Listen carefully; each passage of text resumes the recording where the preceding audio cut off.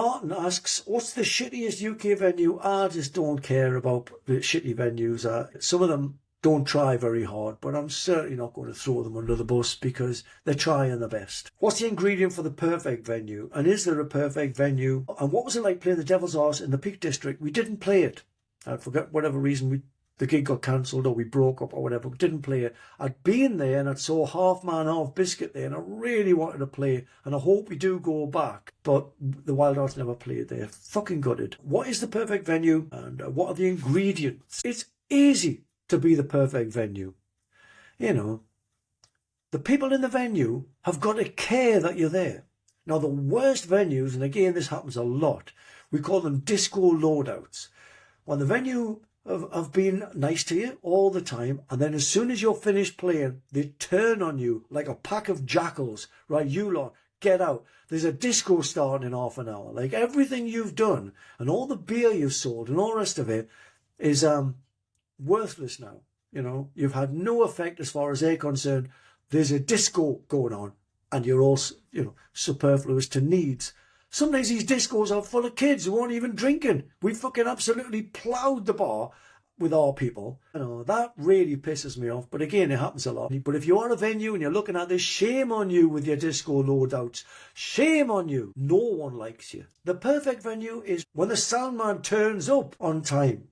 But when the sound man, especially if you're using an in-house sound man, is nice. You know, one thing I find out is in-house monitor people must be, it's going to go on for a bit, so I take my glasses off. The in-house monitor people must be field out front monitor people, because they're not all the time, but on average, the most miserable person that you meet on any tour is the monitor guy. Sometimes the monitor person is young and they're enthusiastic and they're great.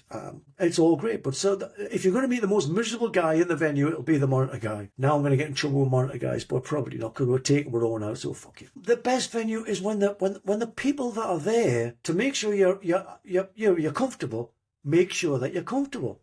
No one wants, you know, high-end items. No one wants you to run to the shops for them, but, you know, pop your head in the dressing room, everything all right? Towels. Giving you towels before you go on stage. You'd think that would be ridiculous, wouldn't you? But giving you towels to go on stage, that's a huge thing. Giving you water to go on stage, that's a huge thing. Now, as you can see, the perfect venue doesn't have to really do much above and beyond the very basics, but a lot of venues don't even do the basics. And they get away with it because people go on stage and the crowd's amazing, and you just forget all about how you're being treated during the day. I won't go into it too much, but yeah, the basics. That makes a great venue, the basics. Right. If a venue have a toilet that's in the dressing room, that's huge. Now, any venue could build a toilet in the dressing room. Fuck's sake. There's nothing really above and beyond the Call of Duty about basics. Letting someone shit in the room they're getting ready in to go and do a show. When venues put a shower in the dressing room, they go to the fucking gold standard. Everybody loves playing your venue if you put a shower in the dressing room. Everyone enjoys playing your venue if there's a toilet, but if there's a shower... The difference is, when people enjoy playing a gig, if they've put a shitter or a shower, they go and tell people. They tell everyone, you know.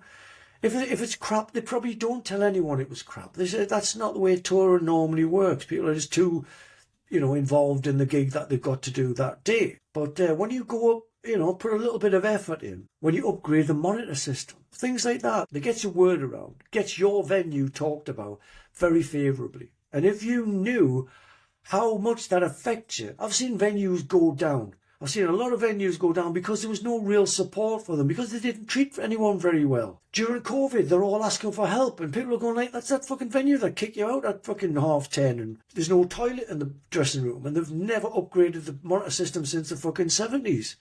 Of course there's no support for you. And then I've seen places like the Waterloo, for example, one of my favourite venues in Britain, the Waterloo, where they treat you so well, you just feel like, you calm down, we're not royalty. But until you realise that, they treat everyone like that. They treat your guests like that.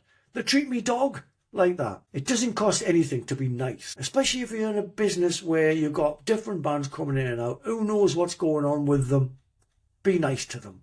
And if you can offer them a fucking shitter, and some towels and some water. That's a bargain.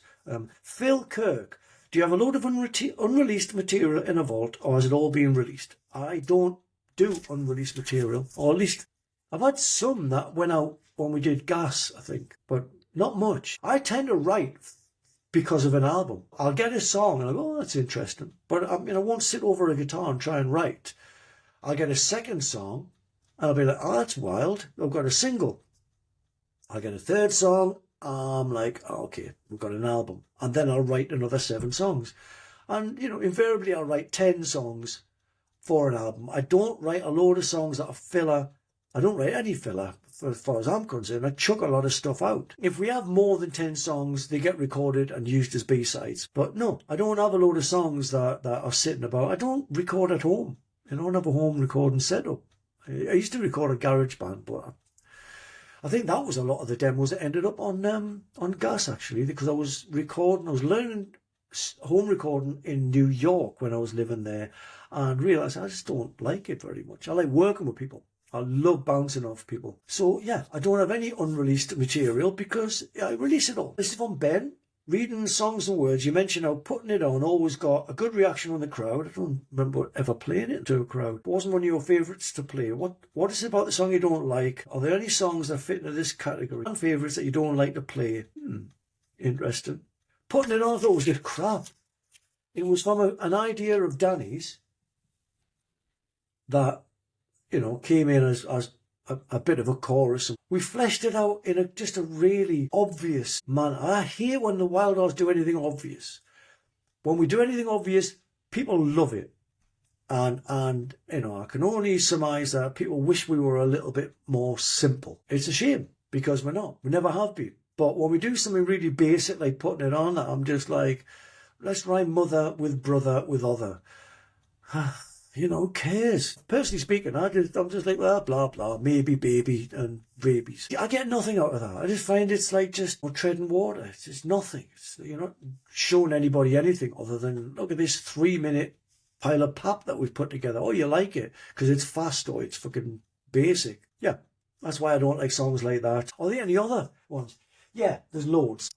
I hate playing Nita Nitro just because I've played it too many times. There's songs and other verses I've played too many times that I can't stand playing. But I do them for the crowd. Why don't I like Nita Nitro? I don't know. I think it's because I've played in so many bands that don't do it very well. It used to be one of those, you've got to put that in the set because of the and everyone jumps up and down. And it seems like a good idea, but I play with loads of bands that just don't play it very well. No one ever sings the harmonies right in that fucking chorus. That's what it is. So there's certain songs I don't like for various reasons. But as soon as you play them to people live, they're good. It's the Lemmy Ace of Spades mentality of like, of course he doesn't want to play it again. But as soon as he plays it and he sees the reaction on the crowd, it's like, yeah, this is the best song of the night. Sucker Punch is like that. We'll play a Sucker Punch. Oh, really? Again? And then the crowd go nuts and you're like, that's why we play it. We don't play it for us. We don't play a lot of the songs in the set for us. Yeah, there is a few songs I don't like playing. But never on the night. I don't like playing them in rehearsal. But then there's stuff like 29 Times the Pain that was a B-side. That is the song I've probably played more live than anything else. And it's probably, I like it because it's a B-side and it rose in ranks to be a fan favourite.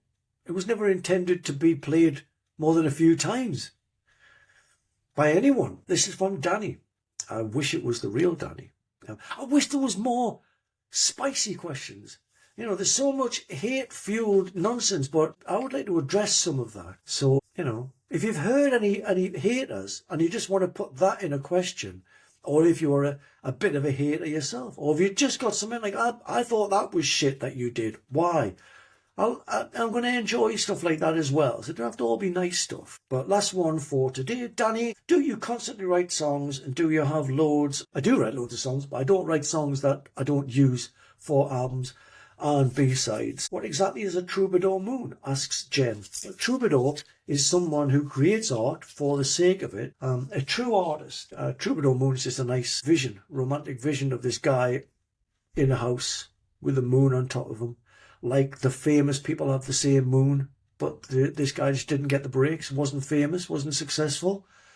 So he's under the same moon, But he's a troubadour. He's a proper artist that's writing for things. I mean, the reason why he's in that predicament is because he did things in a way that he didn't want to do and agreed to do them in a way that other people told him they should be done. So he has his regrets. And the worst thing for an artist, it must be regret. Because one thing you can guarantee when you're an artist is that it's your art. If someone doesn't like it, fair enough. So if someone wants to change it, you're like, well, that's not me. You can do that as an artist. But if you're an artist and you change things because of money, because of success, that's where I imagine a lot of regret comes in. And people ask me, is it, autobiographical? No, I don't have regrets. I didn't listen to a lot of the experts that told me that the guitar should be quieter on your records. Every song should sound like Sucker Punch. Buy a fucking Motorhead album. I'm going to finish on this one. Paul K.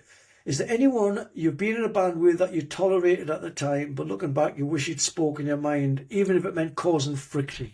Yes, the last fucking lineup. I wish I'd seen the obvious with some members that went on to, let's say, not make music their priority, but made other lifestyle choices their priority. I wished I'd listened to, talking about Troubadour Moon and ignoring advice, I wish I'd listened to the advice of get rid of them. I've seen this happen before. They'll drag the band down. You can't give them responsibility and you can't give them disposable cash, because it won't work. And I ignored all the advice, and I wish that I hadn't. Part of me wishes I hadn't. I wish I'd just acted upon what other people were thinking. I just hoped for the best. But with the last lineup, I was hoping for the best all the time. I was hoping that when we first got back together to do the Reef television thing, I didn't believe it was going to work then. I was the one with the reservations, I think. And then it worked. It was the honeymoon period, like getting back with an ex-partner. And you just, oh, this is great, And then all the things that broke you up the first time are going to break you up the next time. Obviously, with the benefit of hindsight, we're all fucking geniuses. But I wished that I just said, when I knew that history was repeating itself and this was going to happen again, I wish I'd told them I'm leaving. I wish when I started having the same issues with certain members of the band, knowing that by this point, at the age we are, having all the experience in life that we've got, if we still can't get on, we just ain't going to get on. I wish I'd took the initiative then and left the group. I really do. Is there anyone that I was infuriated with? Yes, me. I'm terrible at sacking people. For the reputation I've got of getting rid of people all the time, I'm terrible at sacking people. I really do try and stick with people until they either fuck me over first or it just becomes, impossible, and I'll leave or break the band up. But I'm not one for sacking people. I really do believe in the goodness of people, and I just hope that people can get their shit together, accept the responsibility they've got, and the good fortune that they've got. That's one thing I never get, why people don't appreciate the good fortune. You're in a group, you don't even have to do much. That cunt over there, the soppy cunt in the corner, he's writing all the fucking songs. All you got to do is learn the songs, turn up for the gigs. Don't turn into a fat cunt and be shit on stage. Yeah. The rest of it, knock yourself out. Fucking get pissed before you play, couldn't give a fuck.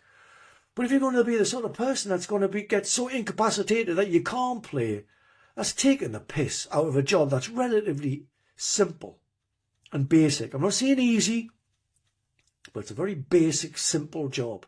All you got to do is do your job.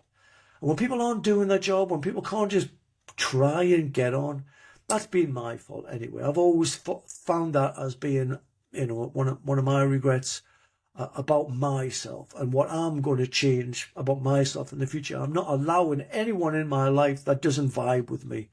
I've done it for my whole life and just hoping that things get better. They don't get better. If I'm going to be around someone and we're not going to get on, we'll have a talk, how we're going to do this. Are you leaving? Am I leaving? But none of that taking it seriously that, people are going to change with time. People change with effort. And unless you see someone who's putting a lot of effort into changing themselves, they ain't changing. 9 times out of 10, they can't even see what needs to be changed. 9 times out of 10, They think their fucking behaviour is fine. If I'm furious about someone and I could have had a talk with them and made them, behave different, it would have been me. I wish I'd left the Wildheart after Renaissance Men. I wish we just packed it in. But we didn't. We kept going and it fell apart, and now it's back together again, and I'm really happy. And as far as I'm concerned, that's all that fucking matters, because I'm writing the fucking songs. If I'm fucking not happy, then there's not going to be any music. What the fuck is the point?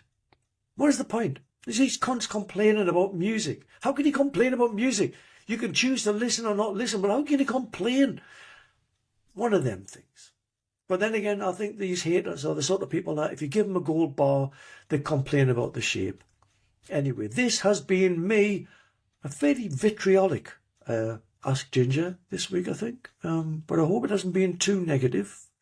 I certainly have no time in my life for negativity anymore. Especially no time for negative people. No, just never going to happen. Nowhere near. My light is not going to be shared by fucking negative people. I'm going to light the candles of positive people, and the whole room is going to be luminous. It's going to be great, and I hope that you're into that kind of vibe, because that's what you're going to get. My name is Ginger Wildheart. This has been fun. Hope the camera hasn't wobbled too much. Hope I haven't waffled too much. Bye-bye.